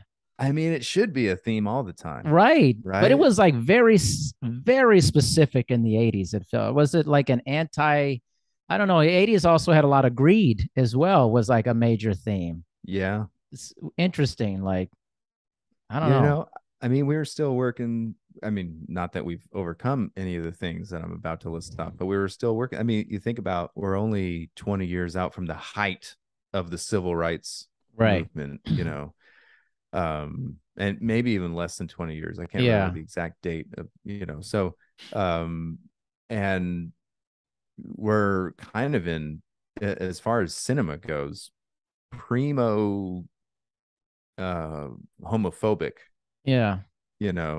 but there's in most mainstream media, there's especially comedies, there's a lot of homophobic Right. jokes and things like that. Right. So now you're including and you're kind of celebrating it, in this sense, this black gay guy. Yeah. you, It's you great. know, I mean, there's a lot going on there, and you have to applaud the filmmakers and say, well, for doing something so incredibly stupid, you actually did something kind of profound. Right. That's weird to think though about that movie, but it's true, man. I think the thing about that movie is that none of those guys are virtuosic at things. Does that make sense? Yeah. Like Lamar, I mean, Lamar's javelin throw is just perfect. They have to modify the javelin to make it so he can throw it. You know what I Yes. mean? It's limp Otherwise, wristed it throwing ain't style. going anywhere, Yeah, right? exactly. So, but those are the things where it's just like, okay, well, they're not actually amazing at these things, but they're going to modify their weaknesses so that they become strengths. Does that make Yeah. sense? Yeah. So, think of empowerment movies that have been made in the last 10 years. And I don't want to pick on women, but I'm just going to pick on women empowerment Yeah. movies where women are Mary Sue's and they're good at everything and they're better at men at everything. And we've discussed that, we Yeah. have no problem with women being better than men at anything. Sure. Of course. What we have a problem with is watching a movie where women don't have to go through the same adversity to be at that level of Right. great. And that's what's missing from a lot of the movies. That's why they land so flat, Yeah. is because they're good inherently because they're women, instead of they put in the work and got through the adversity to become so great. Right. And that is not true across the board. It's just true of certain types of popular films that have come out that we're not privileged to see that part of the story of watching the woman become great. They're just already great. Already great. Yeah. Um I would love to see a movie where women, a Revenge of the Nerds type movie Yeah. starring women where they're actually not great. Yeah. just like Yeah. these nerds. They're actually not great. Right. But they're going to figure out through their not greatness how to become great. Right. Problem And with that that would be movie, so, it would be like established actors in it, like superstars would be playing in that yeah. movie. Yeah, That's that would my be another problem, problem. Simon. They wouldn't take a risk on people maybe you didn't know to like Yeah. reboot it. They're gonna get like, oh, this person's a box office for sure Yeah. deal. So let's put Yeah. women or men in there that are just like, we're gonna put the same people who are big draws. Kevin Hart. We're gonna put uh Dwayne Johnson. We're gonna put what's this, Ryan Reynolds. Like this is the move. You have And box office, massive appeal. You're gonna be in a dumb movie, really and dumb instead of movie. asking somebody like a Ryan Reynolds to do something different, they're just going to say, "No, no, no, people like Ryan Reynolds, so be Ryan Be Reynolds." It's like, sarcastic, like every yeah. movie you're in. Just Yeah. do it. Do a lot of side commentary that is Right. Like, completely why? unnecessary to the It's script. unnecessary. You know what I Yeah. mean? Like, It's like, yeah, sorry, Ryan Reynolds, you're beautiful, I'm sorry, but but it's like you play the same dude in every movie. I'm yeah, sorry. and Like, and literally so the it's same guy. yeah, I'm sure he's just a beautiful, wonderful human being, but I But just, he's Van Wilder in every movie he's in, basically. He's like yeah, he's literally Van that's a Wilder real every movie. problem, and that works for something, but it shouldn't work for everything. You No, know what I mean? And it doesn't. And that's our whole point, is that that's it the doesn't work point. for everything, but they're trying Yeah. to make it work for everything. And that's when it's like, boy, I'd really like to see a movie where Ryan Reynolds really isn't great, Right. because isn't he great in everything? You know what I Yeah. mean? He's Yeah. like, Like, yeah, he's just awesome at yeah. everything and everything he's He's just in, you always know? really good. Like, Yeah. And it's like, well, wouldn't it be great if you just weren't good at something? Like yeah. you weren't great? That'd be Right. awesome. Yeah, everything will always tie back to Star Wars. And Luke Skywalker to me is just the ultimate example of this, because Luke Skywalker sucks at everything. It's true, man. You know what I mean? And he's so proud of himself. Like when they're escaping the Death Star, and Yeah. he hits one of the TIE fighters that are coming after him, and he's just celebrating, you know, blah blah blah. And Han Solo's just like, "Great kid, don't get cocky." Yeah. You know? Exactly. Because like, it's your first kill. Don't get cocky now. You know what I Yeah. mean? It's like, and you know, I mean, we don't get long, you know, montage, but Luke Skywalker has to put effort into it. You know what I Yeah. mean? He Yeah. has to actually get trained. He actually, you know, maybe the training isn't as long as it should be. Maybe he Right. is, you know, gifted because he's a Skywalker, because that's in his blood or Right. things like that. But he still begins this saga, the trilogy, sucking at everything. Yeah. Pretty bad. When the sand people attack him, he's useless. You know what I Useless. mean? Yeah, exactly. You know, He's just useless, I man. mean, he's useless in most scenarios. He's not like a dead shot with a blaster. He's not No. anything. You know, he and Han go to rescue Leia. Well, she ends up having to rescue them Yeah. because they're inept people. They're inept. That's what I'm saying. These big stars, they never play inept people. They never play people you're Yeah. like, wow, this and that people that just don't get better. It's like, wow, Yeah. that guy's just bad. Like, not very good.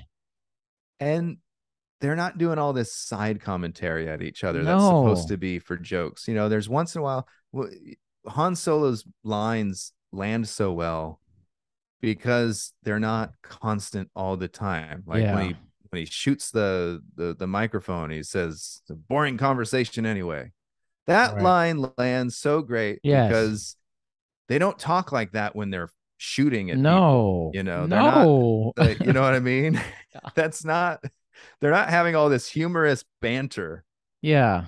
They're they're arguing, they're screaming at each other. They're practically in hysterics because they have no way out. They don't know what they're going to do. Yeah. But there's no like humorous Marvel superhero banter that's going on, you know? Hey, I'm sorry, Ryan Reynolds, but again, like Deadpool works for Ryan Reynolds because it's Van Wilder. Like it's Yeah. literally the same dude who's a superhero. It's Yeah. like, but why does this have to be like every role you're in is the same No, guy? it doesn't have to be Like that. And free guy is Van Wilder. Seriously, it's always the same guy, who's always amazing, good looking, like, and it's just come on, really?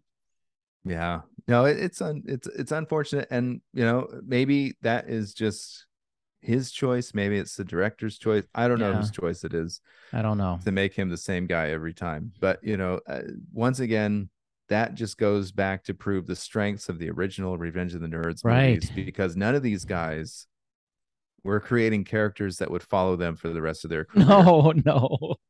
None of these guys are playing that character for the rest of their Yeah, career.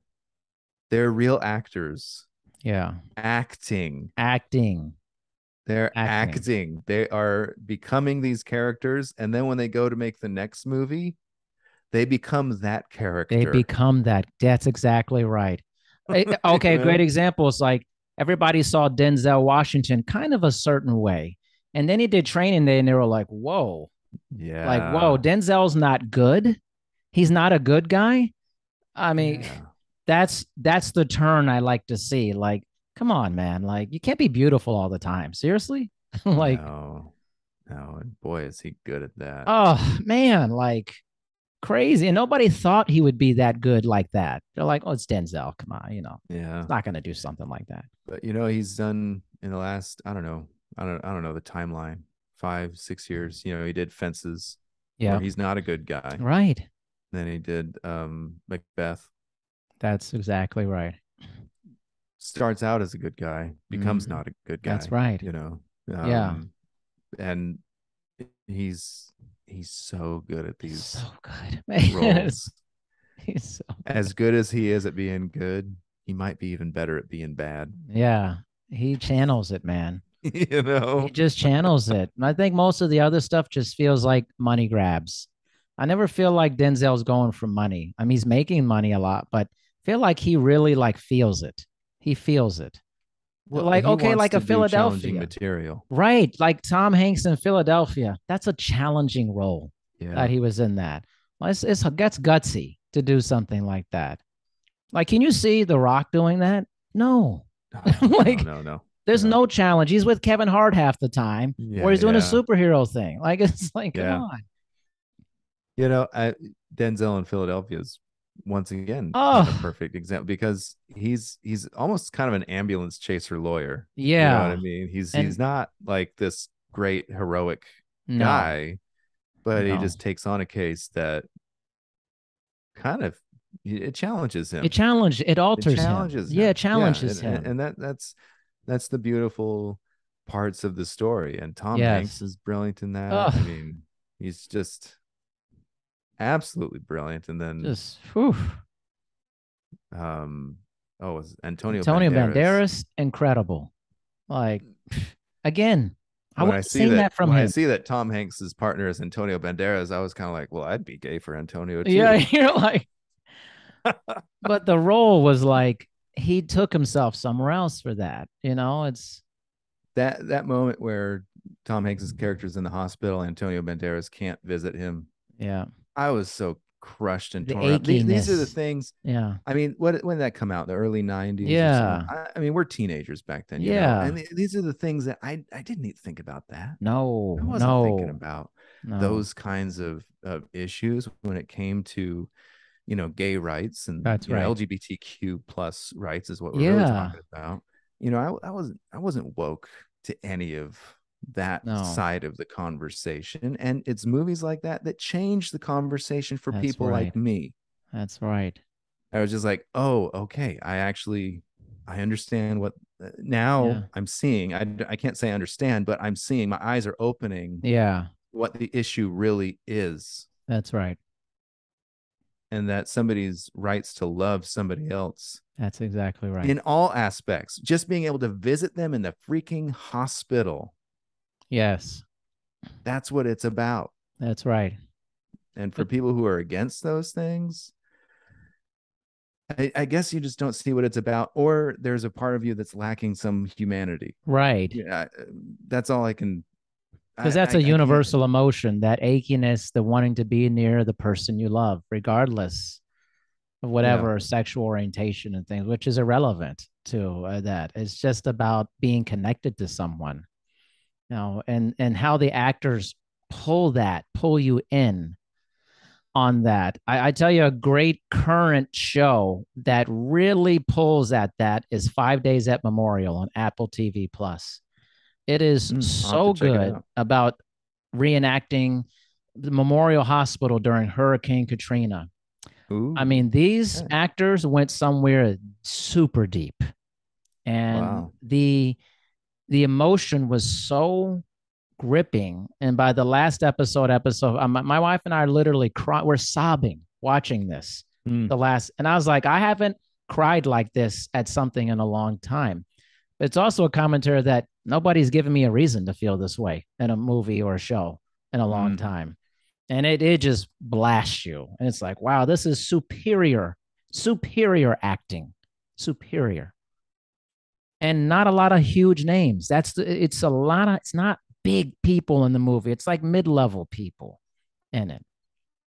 Eh, Not to down, big stars are big stars Sure. oftentimes for a reason. Right. But mid-level guys, people who are working all the time, but they're That's not the that's biggest names, right. oftentimes they're working all the time for a reason because they are great, great actors, but Yes. maybe they're not Hollywood handsome enough That's to it. be the lead, That's it, Simon. These but people are they're not neurotypically or stereotypically objectively beautiful to maybe to Hollywood when you look at them, but they bring it mhm. home, man. Woo! Like, And you wonder how the acting world would change if those people were cast in more leads right, right. instead of needing, Hollywood hunk or starlet, to be the lead in Yeah, everything. Um, I'm really looking forward to, a time where there's a lot more of those kinds of things. But, in the meantime, I'm glad at least somebody's producing those things, oh my you know. gosh. I mean, so I'm excited to go watch that You got to now. watch Simon. I was thinking of you. I was like, Simon would love this. Lots of talking. Yeah. It's a Simon. This is okay, everybody. It's Simon's thing. Lots of good Oh dialogue, man. talking, lots of just like conflict, decision making. Like it's just so gripping. It pulls you in like immediately. You're like, whoa, oh, this is gonna be serious, like a serious move show. I was gonna recommend something to you if you haven't already seen it. Also on Apple TV, it's the Beastie Boys. I haven't seen it. Um, it's the two surviving guys, Mike D and Yeah. um, wow, his name just flew right out of my head. But anyway, it's those two Right. guys, and it's actually their live show that they took on tour, just talking about the history of the Beastie Yeah. Boys, and in essence, they're talking about the history of rap Right. itself. For sure. Because um and there's a lot of the story that I knew, and there's a ton of the story that I had no idea about. One of the things I didn't know about was that Adam Yout was such an incredibly talented person. I didn't know that Mm. he was like so talented at everything. But Mm. he apparently was just like this savant Mm. person who they described as just like, it just seemed like everything he did, like he knew they described him as he knew way more than us, and we had no idea where he was getting this knowledge. Yeah. This is pre-Google. It's like, Yeah. how does Yeah. he know about all this stuff and we don't? And then he's just good at everything. you know Crazy. so I just appreciated learning that. And if anybody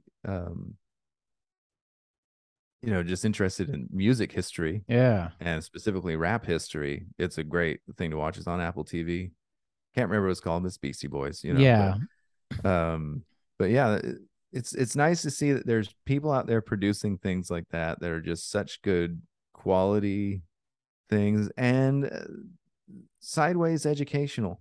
I Yeah. mean, I don't know how much of that show that you were just recommending is true, Yeah. but it's going to expose us the same way Philadelphia did to a different side of the Katrina conversation. Yes.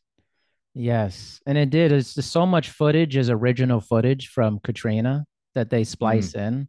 And then you have the acting going with it. And I believe it's fairly accurate, okay. which makes it even more devastating.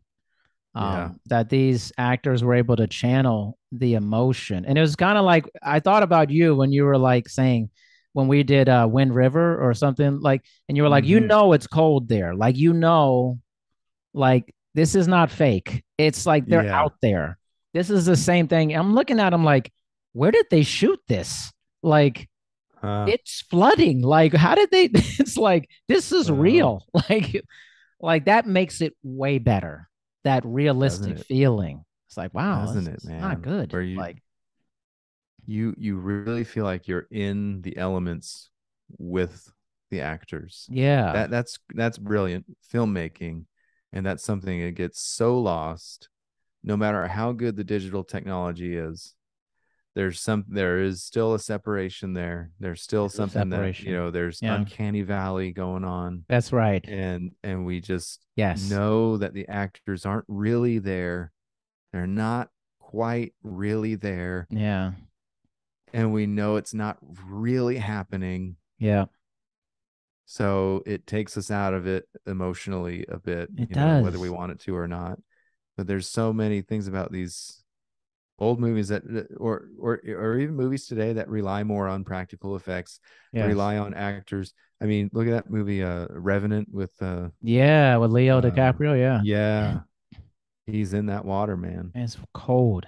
I mean, He's it's in like, that water. yeah. I'm sure they use a stuntman sometimes, but Yeah. he's in that water. He's in that water. He's And then what? suffering. He's suffering. And they're, Yes. they're You need shooting, that though. they're shooting outside, Right. like they're only shooting with natural light. Right. That was one of the big deals of the filming of that movie. We're only using natural light. We're shooting it outside. We're going on location.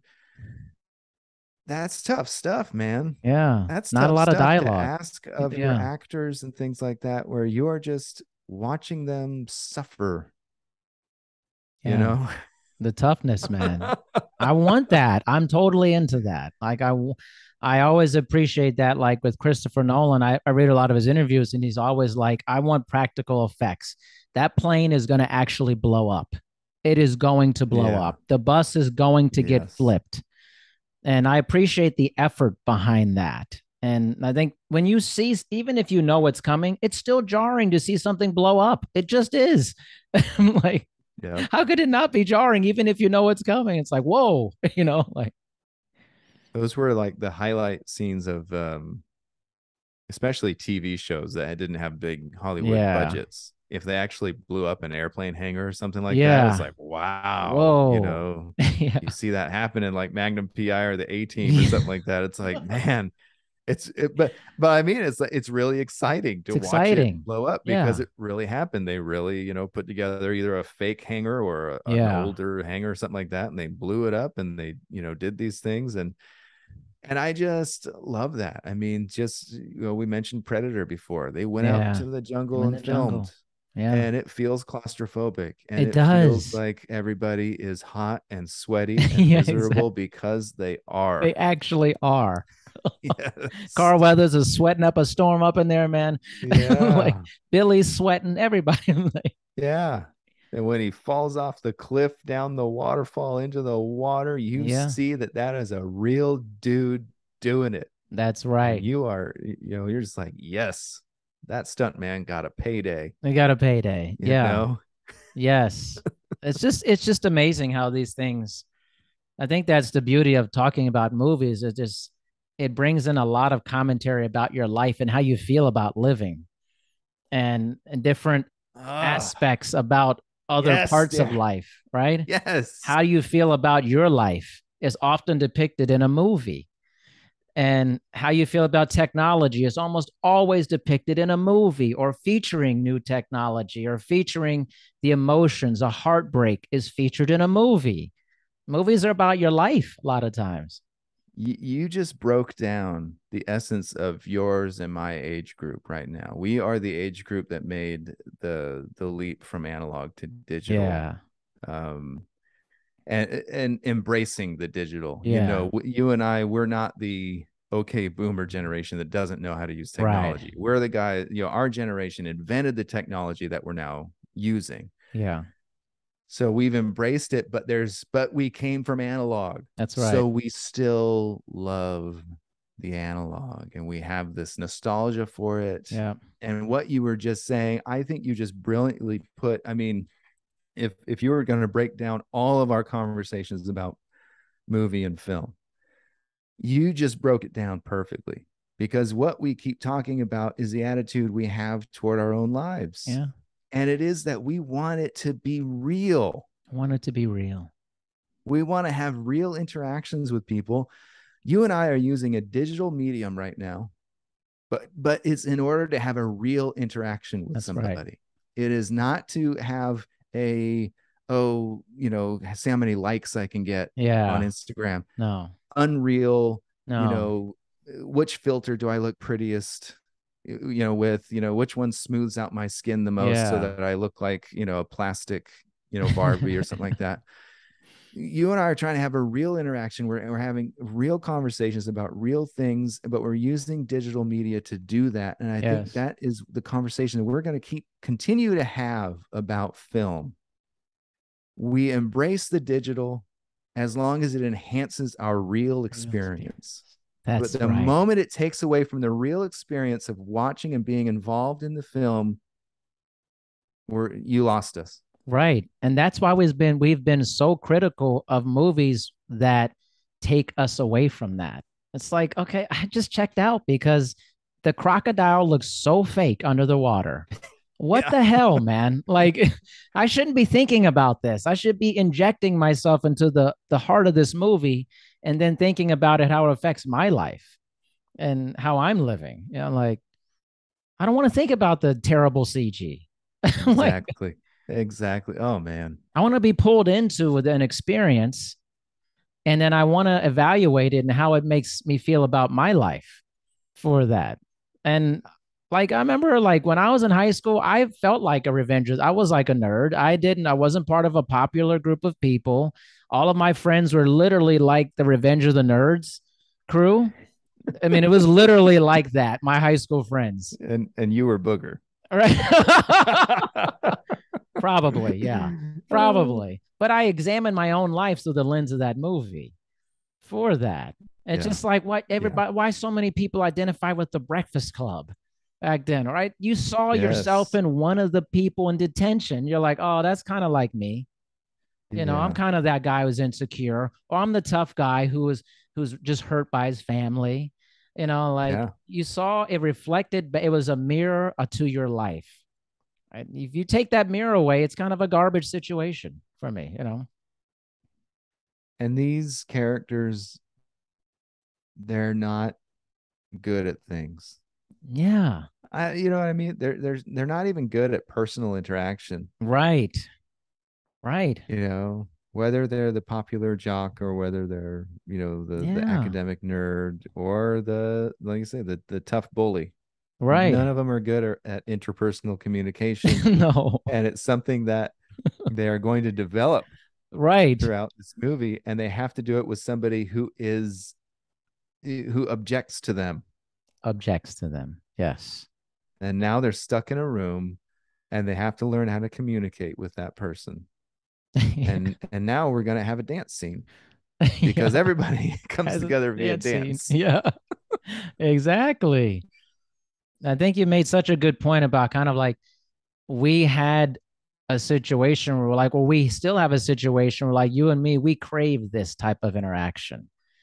But what is it like if you've never had that? Like if you're a digital native and you've never had the stimulus of this type of interaction, you've just literally missed out on a huge portion of being a human being.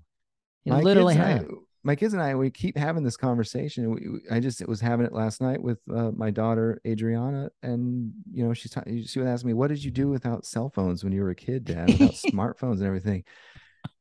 And I was explaining to him, it's like, well, you grab your rotary phone with a 20-foot coily cable and you stretch that coily cable to the nearest closet. And then you talk to your friends in kind of hushed, whispered tones, hoping that your parents don't hear, or your siblings for that matter, don't hear what you're talking about. And then you keep hearing giggling on the other end of the line. You're like, hey, who's on the phone? Get off of the phone. This is, That's right. And then if you're a really rich kid, you have call waiting. You're like, oh, hold on one moment. And and if you're popular, that's another one of your friends on the other side of the line. You'd That's say, oh, right. I'm talking to this friend, and now you're going back and forth, and Yeah. but you stay on that phone for hours. Hours. And I was telling him how like I would talk to my girlfriend all night some Yeah. nights. That's right. It's like, and then they were just like, how do you just talk like that long? you know? That's why this is intimidating to a lot of people who do podcasts.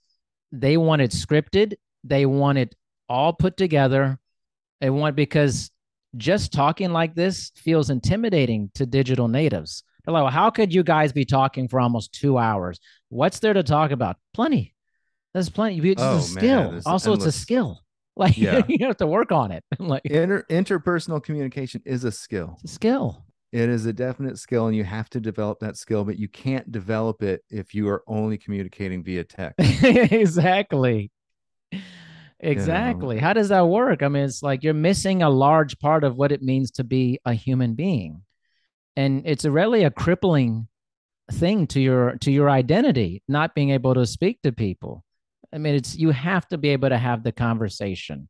It's like I never even think about it, but you can't believe the amount of people who just struggle with it. I had to teach my daughter how to have a phone conversation.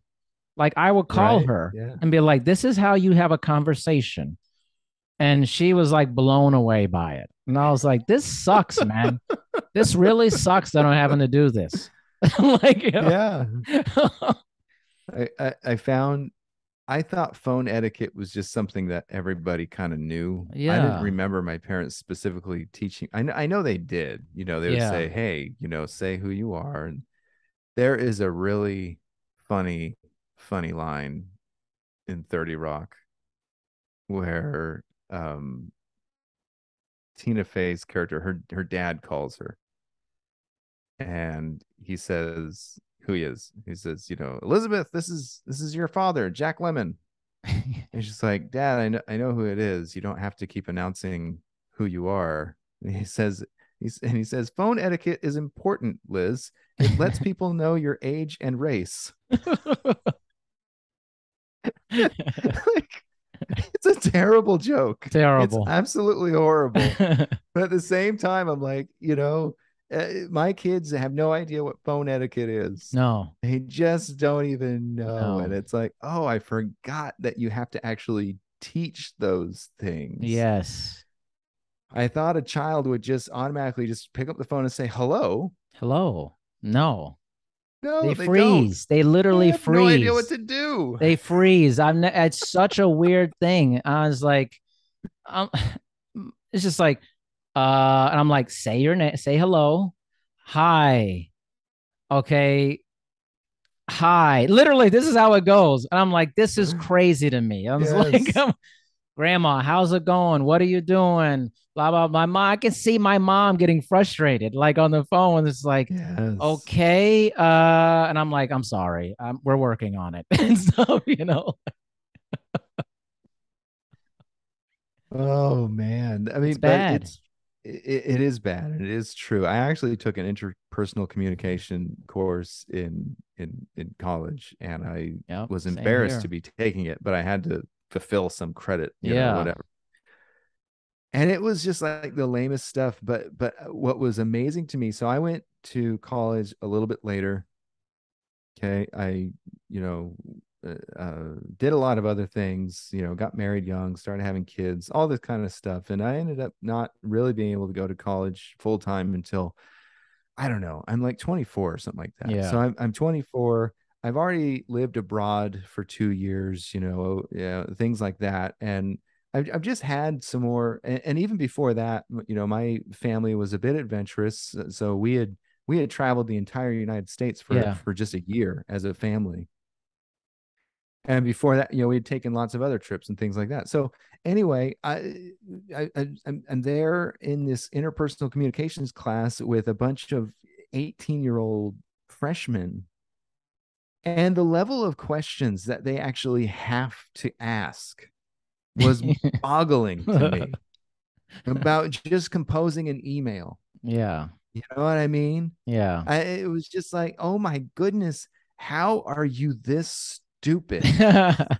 And and I don't mean to sound rude Right. because I don't really mean that those people are stupid, but I mean, how do you, um, how have you had so little experience with communication, is what Right. I'm really Yes. trying to say. Yes.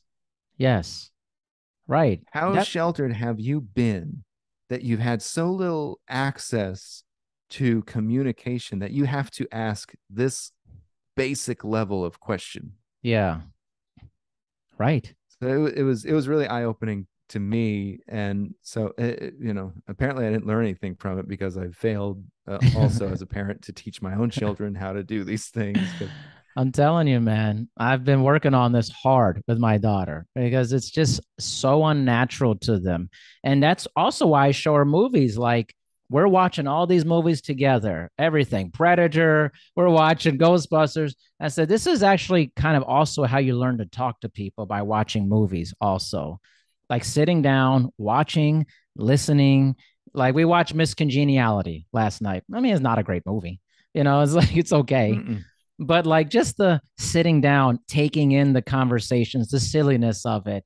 It's like a lot of conversations I learned growing up was just through movie quotes. Like we were saying, I would just start Yeah. throwing in movie quotes when I didn't know what to say, and people go, "Oh, that's funny. I watched that movie too." And it starts the dialogue. We're talking about that Yes. movie, then we're talking about something else. It's like just throwing in stuff. A lot of these kids today, they just have none of that, and it's just it's that's why I'm such a huge proponent of movies, because movies reflect your life.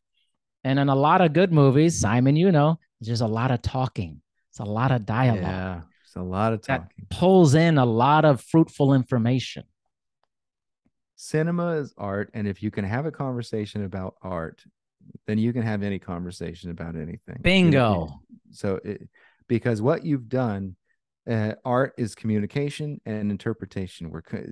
Something's trying to be communicated, and we are trying to interpret that Yes. communication. Yes. Even at the most lowbrow joke, something is trying to be communicated, and we are Yeah. interpreting that communication, and we're Yes. either laughing or we're disgusted by it, or Right. something else. um, so that is the essence of interpersonal communication. It is something's being communicated, and we have to interpret it and communicate in response. Yeah. What how we've interpreted that communication. That's what art and film does. That's It what you're does. you're saying. It's like reading great books, watching great Yeah. movies, even just staring at a painting for Staring as at a long as you can painting. stare Yeah. at it and trying to figure out what's being communicated and how I can interpret that for my own life. Right. That is the essence of one of the greatest pieces of art that I've seen in the last year. Was actually a dance that was performed at the local high school here, and they have an Mm. amazing dance program. Yeah. And there was a particular student there that had struggled with suicidal thoughts, Mm-hmm. and they talked about getting help with that. And then they talked about what their dance program had done to try and help with that conversation. Yeah. And then they performed a dance that they had choreographed to have that conversation. And I was in tears. I was so moved. Yeah. And it wasn't just at the thought of it, it was at the um, execution of it.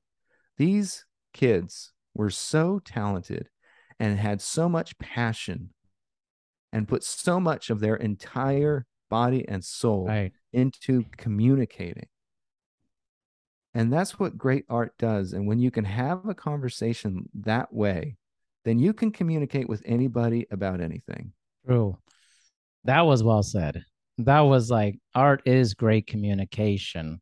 It's why, like, I think that we have to teach young people that your communication is not through shorts or reels, these 10-second, 15-second things that they get on social media. Those, there's nothing that's going to teach you about being a good conversationalist when watching a reel, or it's No. often just self-indulgence. That's all it is. It doesn't teach you anything about the Yeah, depth of being a person. It's just self-indulgence. it is, if you'll forgive me, it is the masturbation of social media. Should be, if you'll forgive me, it's the masturbation of It really is. I right. mean, It's just a jerk off situation, man. It just is, man. It's like I don't instant tend to pleasure. post a lot. Yeah, I don't tend to post a lot on social media because that's what it feels like. Right. It feels like I'm just doing it for my own pleasure. Right. And not that Yeah. I'm against that per se Sure. by principle, but if that's all that you're in it for, Right. then maybe, it's time to start looking outside of ourselves Right. If and that's all not you're just, ingesting, yes. you're going to continue to have poor conversations and weird interactions. It's different if it's one tiny component of a larger picture, Yeah. but it's a lot of people, it's not. They're just watching TikTok videos over and over, and stuff, Easy pleasure, easy entertainment like that doesn't challenge you. Once again, it's not that something's not being communicated, it's not challenging communication. So Yeah. I want my synapses to fire. Yes.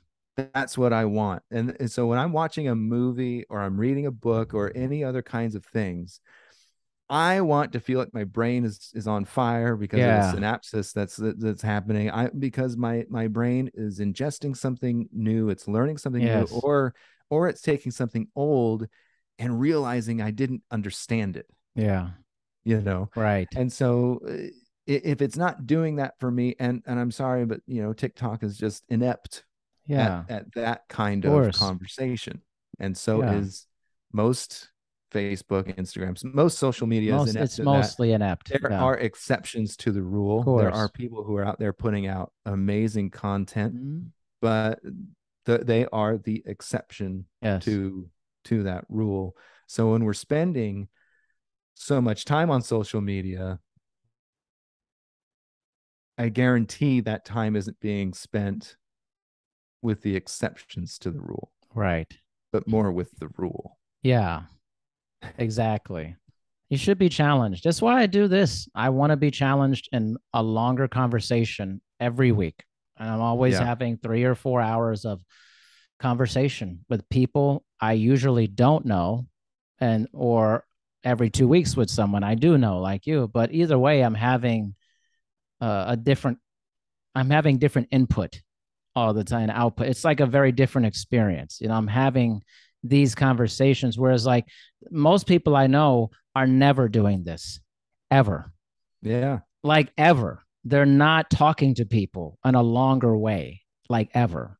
And you and I have been conversing for something like 2 years. Yeah. And you can trace back to probably our original conversation, Mhm. and you can find the themes of the conversation we had today. Yeah, exactly. You know what I mean? Of and course. and you can trace throughout these last 2 years that we have mentioned similar, the same movies. Sure. Sometimes we've Yeah. talked about similar concepts, but today was finally the day that I feel like we nailed on the head why we're talking about practical versus CGI and things like that. Yeah. I feel like we've been having the conversation, but we Yeah. haven't been able to figure out what is it that why we keep returning to it. Yeah. Yeah.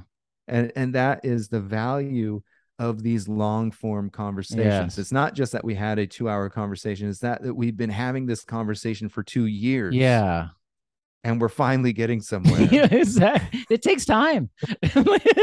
Yeah. It takes time and a lot of different haircuts for Simon, apparently. And, it just in locations, I mean, moving and Yeah. it takes time. It does. But that's the value. You have to invest in a person. That's and you right. have to invest in the idea of interpersonal conversation Yeah. and the value of conversation and the value of somebody and ourselves misinterpreting over and over and over until finally we get somewhere. And get somewhere. And Yeah. if you're not invested in that process, then we don't get anywhere. We don't get it. That's true. Very true. Man, I mean, what a great way to sum up. It's like, what's funny? It's like we just been like rolling and rolling.